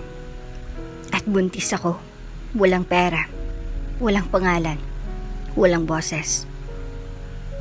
Pero sa isang barong-barong na may tagas sa bubong, may isang matandang tendera na nag-alok ng sopas. Doon ako nagsimulang mabuhay muli. Doon ko naisip, kung kaya kong bumangon mula sa pagiging basahan, kaya kong maging tao ulit. Kaya kong bumuo ng bagong kwento at hindi bilang asawa ng kahit sino. Lumalim ang tono ni Luna. Kusina Tech ay hindi lang up. Itong panata ng lahat ng nanay, housewife, o babae na sinabing wala silang alam sa negosyo. Isa itong laban para ipakitang marunong tayong magbilang. Marunong tayong magdesisyon. Marunong tayong bumangon. Tama ka, ani Jessa. Tila nangingilid ang luha. At lahat ng iyon, ginawa mo habang nagdadalang tao? Oo. At bawat linya ng code, bawat field sa form. Habang gumagalaw yung bata sa tiyan ko, sinasabi niya sa akin, "Kaya mo yan, mama." Nag-viral agad ang episode sa loob ng 24 oras. Kusina ng Hustisya, The Story of Leia Santos. #1 na Spotify PH Business category. Shared 15,000 times in one day. Used by women empowerment, NGOs as a training reference. Pero sa kabila ng dami ng nakarinig, hindi pa rin binanggit ni Leia ang tunay niyang pangalan. Hindi pa ngayon. Dahil alam niyang may tama sa bawat salitang ibinubuga ng kwento niya. At isang araw, kapag sapat ng tama, saka siya tatayo sa tunay niyang pangalan. Sa kabilang dako ng lungsod, habang pinapatugtog ang podcast sa loob ng isang SUV, namutla si Miko. Katabi niya si Ramona, naninigas sa bawat salitang naririnig. Pinanta ako habang buntis, habang may dinadalang anak. Leia Santos daw, ani Ramona, bagamat halata sa mata niya ang paggagimbal. Ramona, ani Miko, nanginginig ang boses. Kilala ko yung tinig na yan. Yan yung boses na pinabaliwala natin. Siya yung boses na akala natin tahimik na habang buhay. Hindi pa niya sinasabi ang pangalan niya. Paninigurado ni Ramona. Wala pa tayong dapat ikabahala. Wala pang formal na reklamo. Pero Ramona, nasa publiko na siya. Pumanig na sa kanyang opinyon ng masa. Isa na siyang simbolo. Natigilan sila. Hindi na nila kailangan hintayin ang demand letter. Ang katotohanan ay naipakalat na. At minsan, mas mabagsik ang salita kaysa demanda. Kinagabihan, habang pinapatulog ni Luna ang sarili niyang isip, nireplay niya ang podcast. Nakapikit siya, yakap ang tiyan. May ngiti sa labi. Hindi dahil sa kasikatan, kundi dahil sa wakas, narinig niya siya. Leia, bulong na tayo habang tinatakpan siya ng kumot. Proud ako sa'yo. Ngumiti siya. Hindi mo pa alam ang kalahati ng kwento. Handa akong makinig. Ngunit bago siya sumagot, pinatong niya ang kamay sa tiyan at handa na rin siyang makinig. Sa ika-11 palapag ng isang glass building sa PGC, isang emergency board meeting ang ipinatawag ng mga investors ng taste buds. Sa labas ng conference room, tanaw ang abalang EDSA, pero sa loob, mas matindi ang traffic ng kaba, hinala at galit. Si Ramona ay nakaupo sa pinakagitna ng mesa. Maayos ang suot na coat dress, pero hindi may kakailang butil ng pawis sa gilid ng kanyang sentido. Si Miko naman ay tahimik sa dulo ng mesa, walang masabi. Hawak ang isang basong malamig na tubig na parang hindi maipanatag ang panlalamig ng loob. Isa-isang dumating ang mga shareholders. Ilan ay dating tahimik, ngayon ay tila may dalang matinding katanungan. Sa gitna ng silid ay isang malaking screen. Nakapost ang viral podcast episode ng Her Story, kung saan tampok si Leia Santos, ang buntis na babaeng nagtagumpay matapos ang isang mapait na pagtataksil. Episode 47, Kusina ng Hustisya. Sa mismong boardroom ng kumpanyang minsang pinatalsik si Luna, ngayon ay pinag-uusapan siya sa gitna ng mga taong dating hindi kumikibo. Let's begin. Ani Mr. Romero, isa sa mga major investors. Ramona, Miko, care to explain what we just heard? Binaling ng lahat ang tingin sa kanila. Wala pong pangalan, wala pong legal claim. Kwento lang po yan ng isang babaeng obviously bitter. Sagot ni Ramona, pilit ang ngiti. Really? Sabat ni Mrs. Davis, matandang negosyante, na isa sa mga unang nag-invest sa taste buds. Because that voice, that story, it sounds exactly like Luna Morales. Tahimik. Hindi ba't siyang kasama ninyo sa simula? Dugtong pa ng isa pa. Ang kwento ng babaeng binanta, pinirmahan habang buntis. Parang eksaktong kabaliktaran ng press release niyo noon. Napatitig si Miko kay Ramona. Parang humihingi ng signal kung magsasalita na siya. Pero nanatili ang babae sa pagiging maangas. Fake news. Sino ba yung Leia Santos na yan? Ramona. Malamig na sagot ni Mr. Romero. We did our own background check. Walang record si Leia Santos bilang startup founder. But her system, her pitch, and even her marketing terms, exact replica ng in-original na proposal ng taste buds noong beta phase. Biglang nag-project sa screen ang lumang slide deck mula sa pinakaunang investor pitch ng taste buds, kung saan nakasulat, Family First Inventory Design, kusina ang puso ng negosyo. Sinundan ito ng clip mula sa Kusina Tech presentation ni Leia. Kusina Tech sapagkat ang puso ng negosyo ay ang kusina. Magkatulad, magkapareho, hindi aksidente. Mas malala. Sabat pa ng isa. Nakarating na rin sa media. At kung totoo ang insider info namin, may dating employee ng inyo, accountant daw, willing to mistigo? Bumilis ang pintig ng dibdib ni Miko. Ramdam niya na unti-unti nang nawawala ang kontrol. Parang isang recipe na niluto sa maling temperatura, unti-unting nasusunog. Pero, putol-putol na sabi niya. Lahat ng papeles ay maayos, may pirma, may kontrata. Well, the signing was pregnant and unaware. Sabat ni Romero, hinampas ang lamesa. That's fraud. That's coercion. At worst, exploitation. Napasingap si Ramona. This is outrageous. Are we going to let one emotional podcast ruin everything? Ramona. Matigas na tinig ni Mrs. Davis. Kung walang katotohanan ng podcast, bakit parang kayong natataranta? Tahimik. Habang lumalalim ang diskusyon, bumukas ang pinto. Pumasok ang isa sa mga legal advisors ng board, bitbit ang isang folder. Sir, bulong niya kay Romero. We've just confirmed. There is a pending request for corporate arbitration hearing filed by a certain Luna Morales. Napatayo si Miko. Hindi pwedeng tanggapin yan. Halos sigaw niya. Ngunit huli na, isa-isang nagbukas ang folder at ipinamigay sa board members ang kopya ng official complaint. I, Luna Morales, co-founder and originator of Taste Buds, hereby present the following claims and evidentiary support. Kasamang certified true copies ng SPAs, forged board resolutions, and voice recording ng mismong pag-amin ni Miko sa pandaraya. Muling tumingin ang mga board members kay Ramona. At sino ngayon ang liar? Ani Mr. Romero, malamig ang tinig. At anong credibility ninyo bilang executive team? Hindi na nakasagot si Ramona. Si Miko, namutla, nanghina, napaupo. Ang mga taong dating nasa itaas, ngayon ay binabayo ng mga tanong na walang sagot. Sa dulo ng meeting, isang tanong lang ang naiwan sa ere.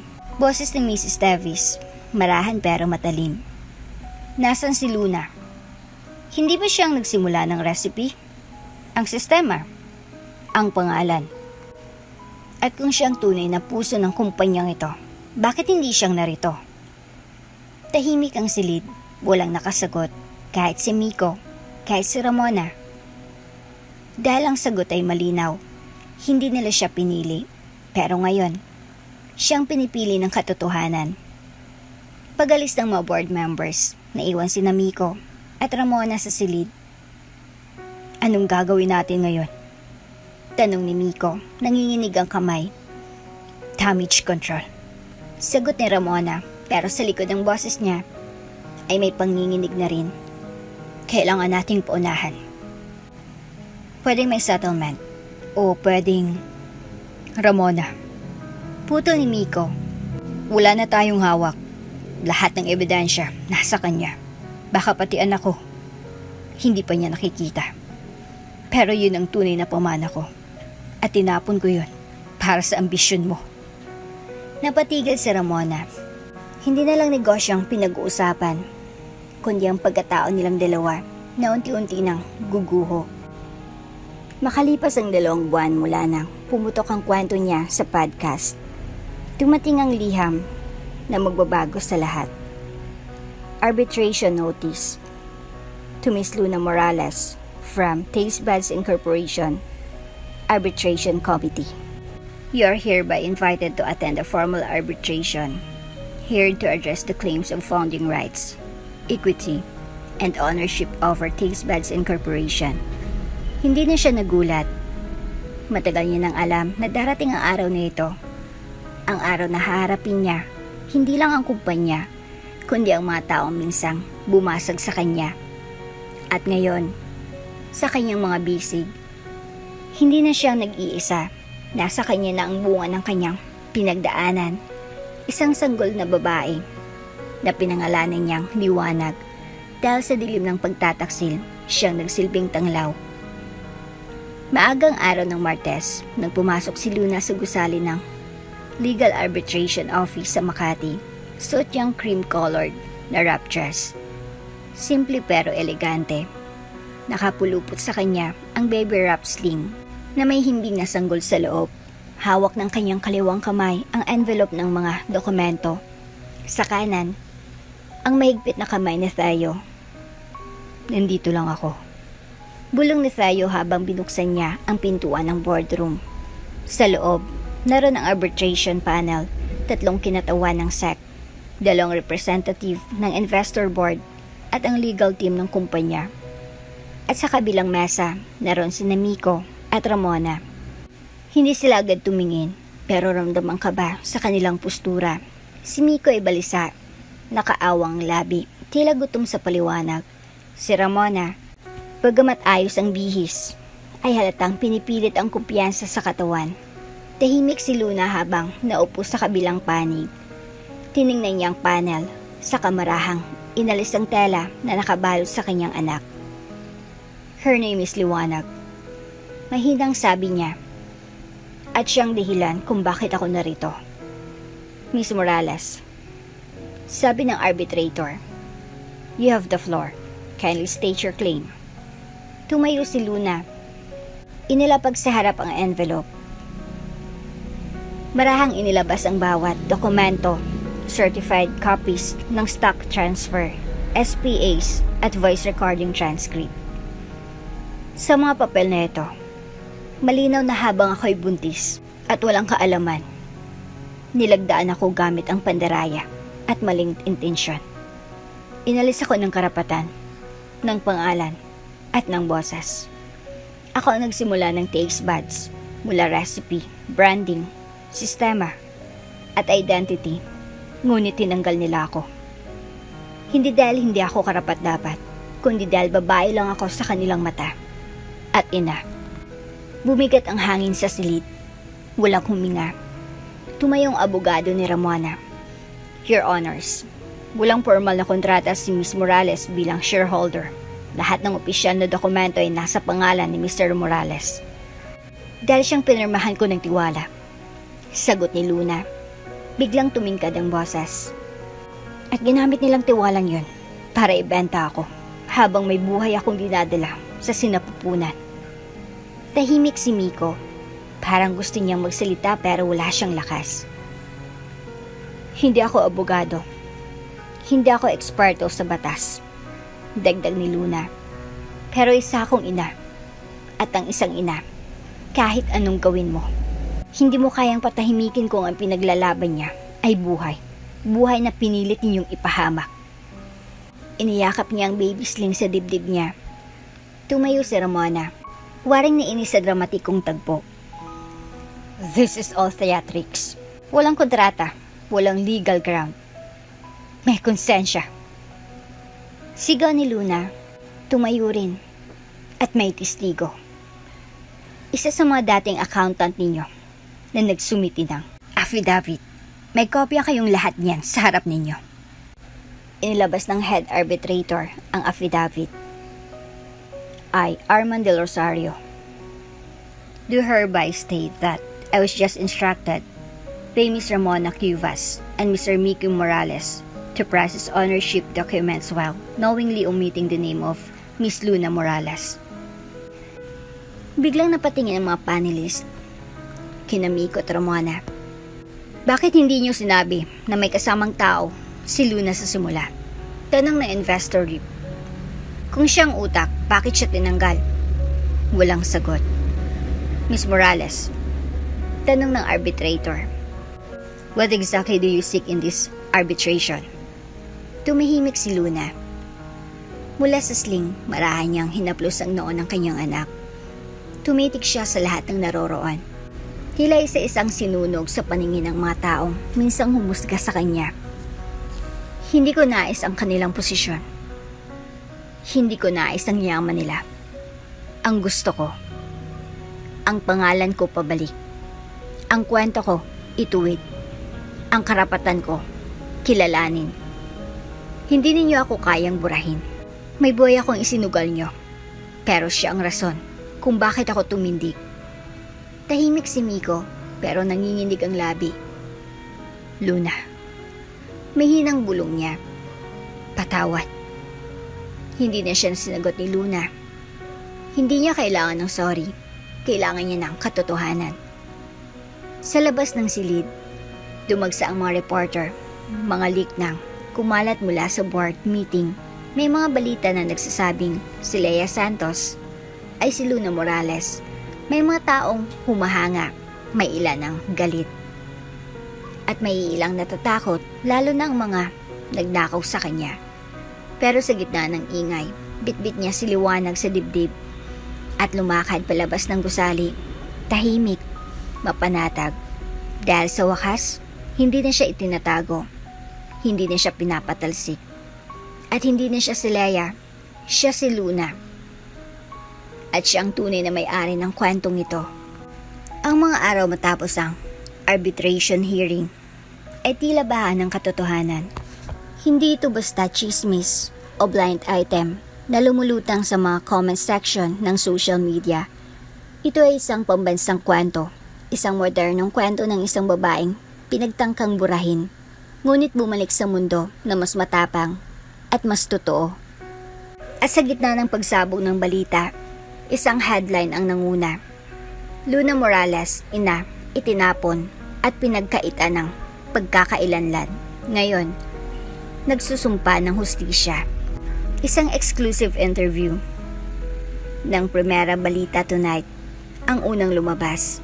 At doon, harap-harapan na sinabi ni Luna ang totoo. Nang pinapirma nila ako. Hindi ko alam na binibenta na nila ang negosyo naming dalawa. Ang akala ko, pansamantalang leave lang. Pero kinabukasan, wala na akong pangalan. Wala na akong pera. At wala na rin akong asawa. Si Luna ay nakaharap sa kamera. Maayos ang bihis.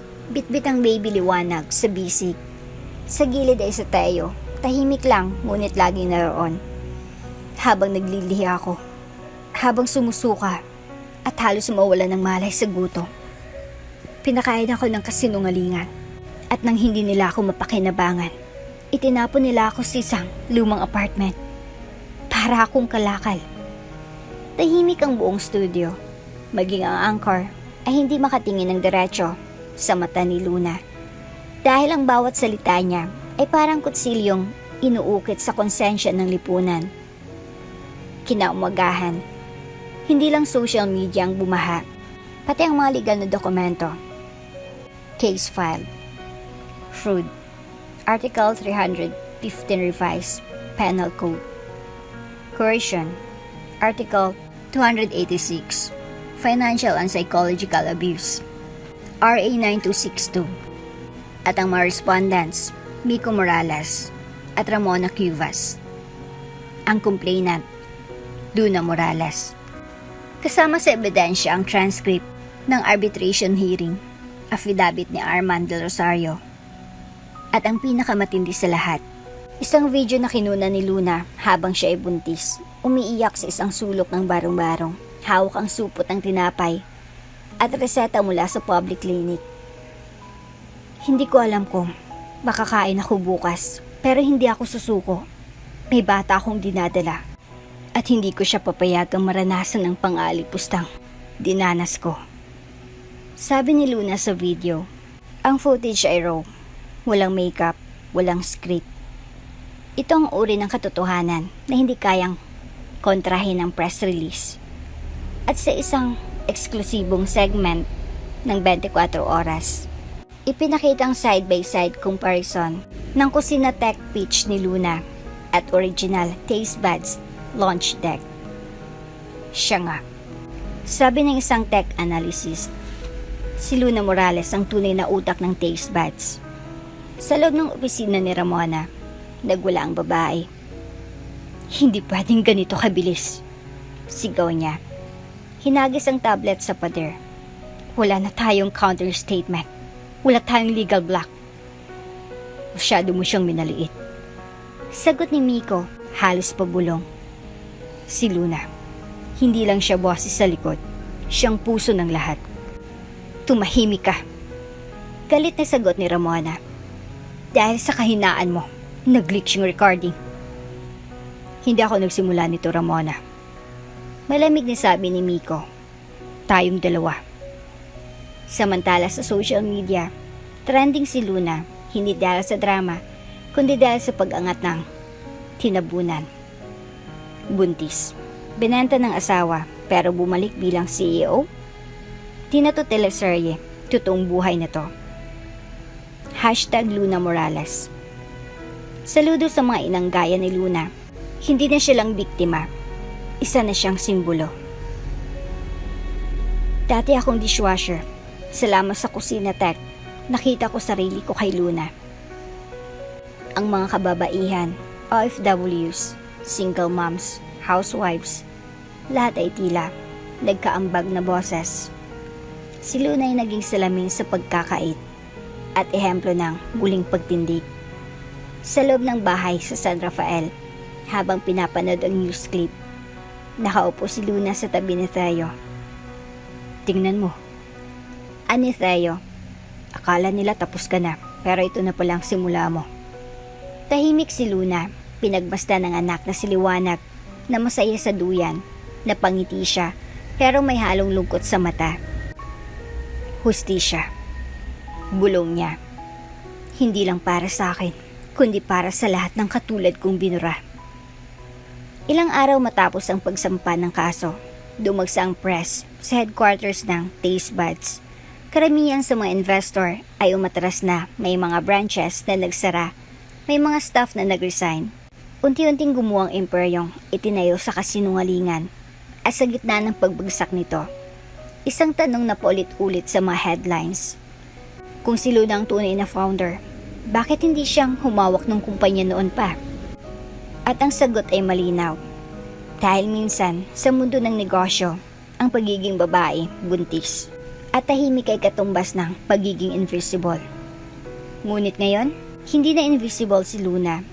Hindi na siya tinatago. At sa bawat galaw ng kamera, sa bawat replay ng kanyang testimony, nasa harap na siya. Siya ang bida ng sariling kwento. Matapos ang ilang linggong investigasyon, media coverage, at patong-patong na kaso laban kina Miko at Ramona, isang opisyal na liham ang dumating sa legal counsel ni Luna. Subject: Offer for reinstatement.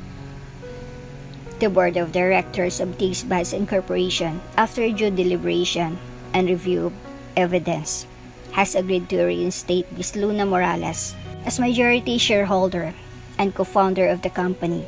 All rights, privileges, and executive power may be restored upon her acceptance. Tila isang malambot na tunog ng tagumpay ang bumalot sa silid ni Luna habang binabasa ito. Ngunit hindi siya ngumiti. Napatingin siya sa natutulog na sanggol sa duyan, siliwanag, tahimik, payapa. Ngunit ang puso ni Luna, hindi tahimik. Sa ilalim ng katahimikang iyon ay isang tanong. Babalikan ko ba ang mundo? Itinapon ko. Kinabukasan, nagdaos ng press conference. Ang kampo ni Luna, hinihintay ang lahat ng kanyang desisyon. May mga kamera, live stream, media personalities, lahat ay sabik sa comeback headline. Pero pag-akyat ni Luna sa stage, ibang kinis ng kanyang tinig. Una sa lahat, panimula niya. Salamat sa tiwala, sa suporta, at sa paniniwalang hindi lahat ng boses ay kailangang sumisigaw para marinig. Nagpalakbakan ng ilan, ngunit sa susunod na sinabi niya, biglang huminto ang oras. Tatanggihan kong posisyon, pabalik sa taste buds. Nagkatinginan ng lahat. Ang mga reporter ay nagkapa ng notes. Si Tayo, bagamat hindi gulat, ay tahimik lang nang umiti sa gilid ng stage. Hindi ko babawiin ang kumpanyang minsang itinayo ko. Hindi ko kailangan ng titulo para mapatunayan kung sino ako.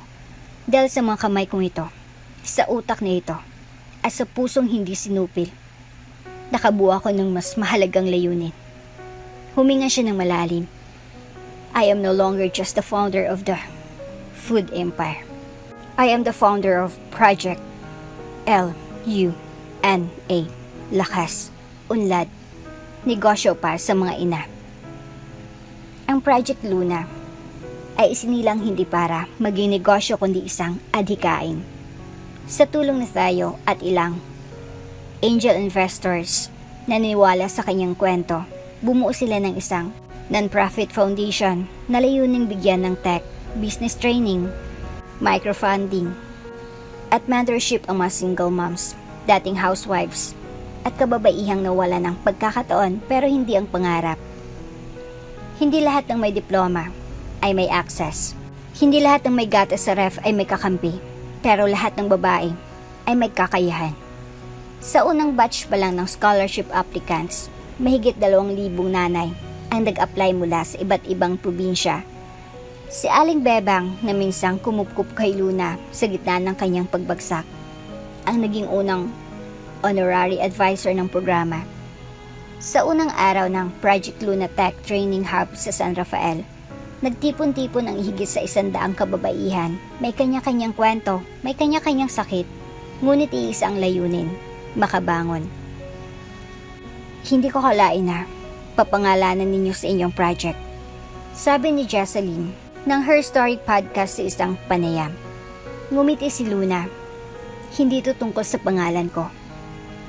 Ito ay tungkol sa lahat ng babaeng tinawag na walang silbi. Pero ngayon, CEO na ng sarili nilang buhay.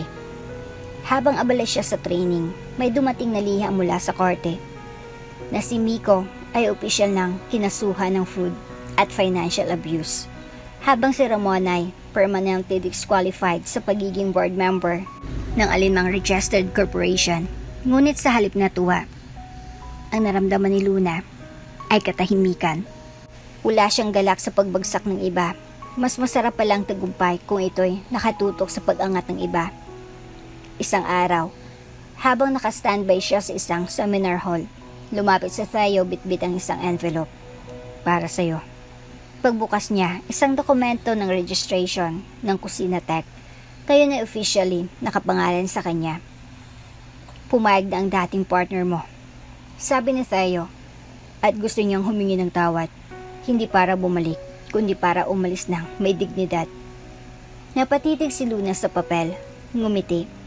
Hindi na kailangang bumalik, pero salamat. Isang gabi, matapos maidlip si liwanag, lumabas si Luna sa maliit na opisina sa training center.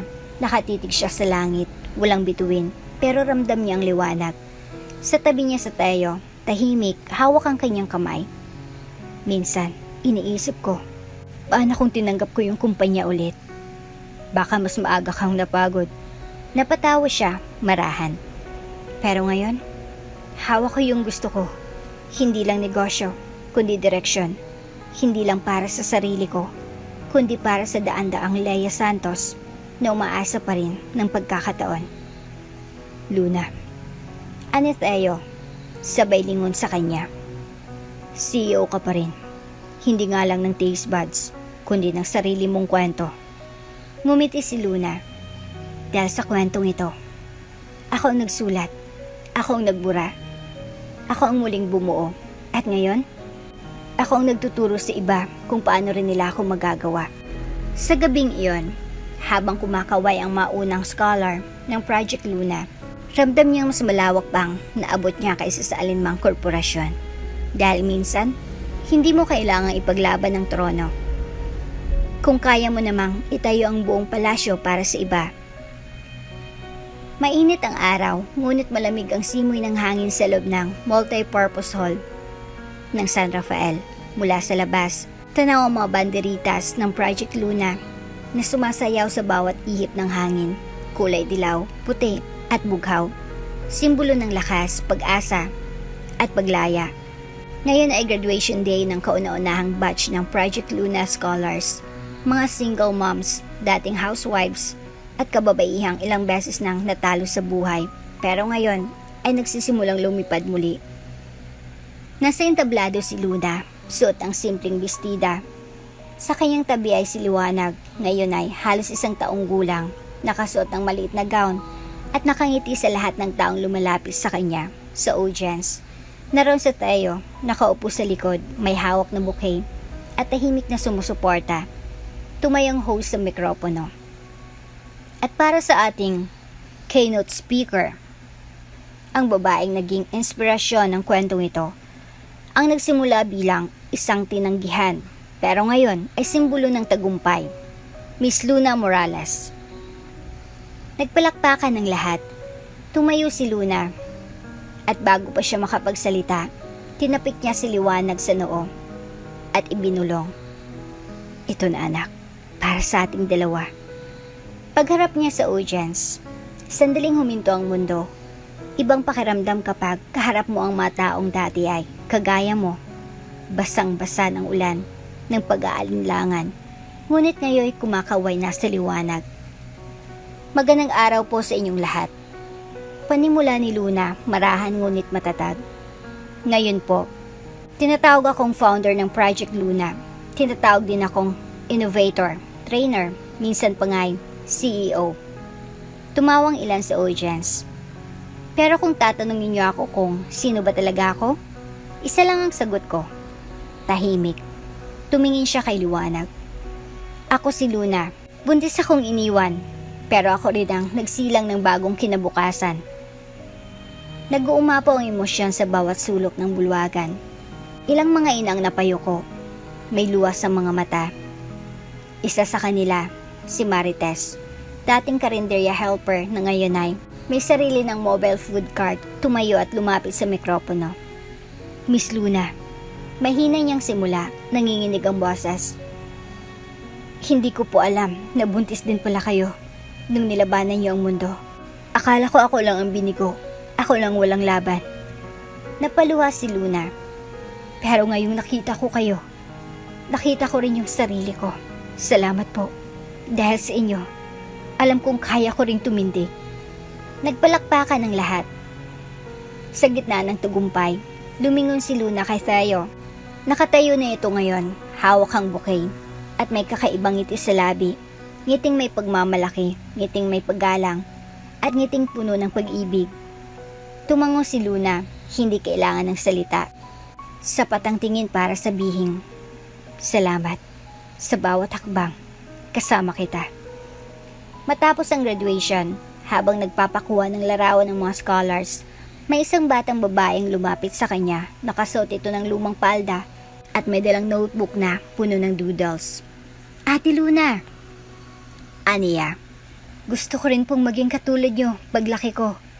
Hindi ako marunong mag-business, pero marunong akong mangarap. Ngumiti si Luna, lumuhod siya para itapat ang mukha sa bata. Alam mo ba, ang pinaka-importanting puhunan sa kahit anong negosyo? Pera po? Hindi. Ngiti ni Luna. Tapang. At sa tingin ko, meron ka nun. Sa huling bahagi ng seremonya, ipinasok ng organizers ang isang malit na surprise. Isang malaking telon na may nakasulat sa bawat ina na tinawag na walang silbi.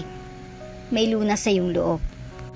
Muling napaluha si Luna, ngunit ngayon, ito na iluha ng kagaanan. Wala nang sakit, wala nang galit, ang natira na lang ay kapayapaan.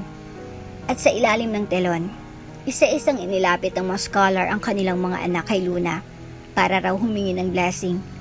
Si Luna, na dating ay tinapon, kaya na iniiyakan sa tuwa ng mga ina na sinagip niya sa katahimikan. Hindi siya bumalik para mang-agaw ng korona. Bumalik siya para magsindi ng kandila sa dilim ng iba. Habang palubog ang araw sa San Rafael at unti-unting naubos ang mga panauhin, lumapit si Tayo sa kanya at binigyan siya ng isang maliit na kahon. Para saan to? Tanong niya. Just open it.